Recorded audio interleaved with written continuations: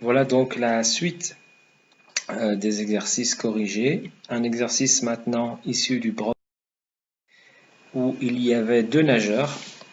C'était une courbe à exploiter et une fonction donc à exploiter également.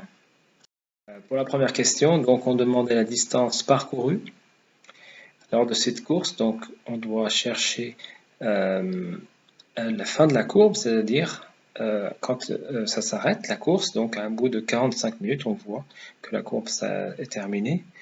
Donc 45 minutes correspond à une distance de 2000 mètres. Voilà, donc la distance parcourue est bien 2000 mètres. En combien de temps maintenant a-t-il parcouru les 200 premiers mètres? Alors là, on cherche le temps, il va falloir partir de l'axe des ordonnées pour redescendre sur l'axe des abscisses. Donc 200 mètres, si on part de 200 mètres, on rejoint la courbe et on cherche le temps. Cela correspond à 5 minutes.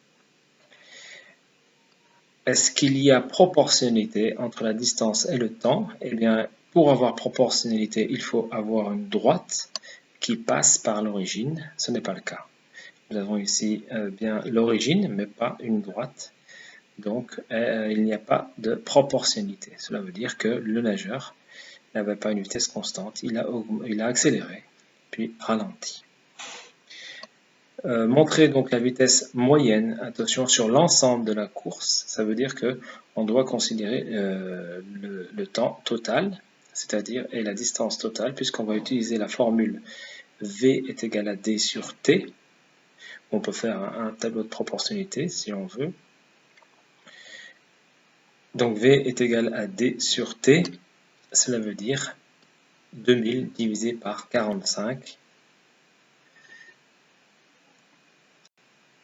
Donc cela fait 44 mètres par minute comme il était demandé de démontrer.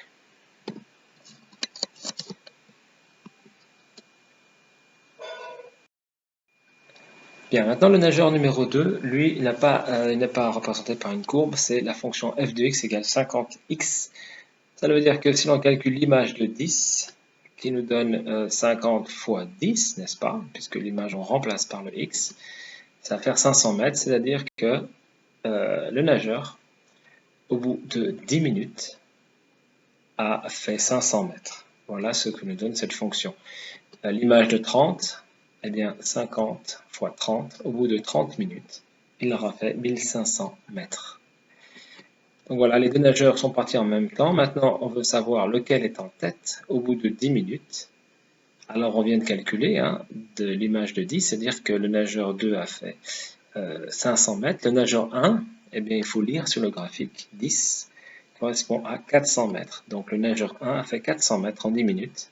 C'est inférieur aux 500 mètres que l'on vient de calculer. C'est donc le nageur 2 qui est en tête. Maintenant, au bout de 30 minutes, eh bien, on a calculé pour le nageur 2 1500 mètres. Pour le nageur 1, on lit sur le graphique 30 minutes va faire 1600 mètres. Et donc 1500 mètres pour le nageur 2. Cette fois-ci, c'est le nageur 1 qui est en tête. Voilà, je vous laisse compléter ce Socrative.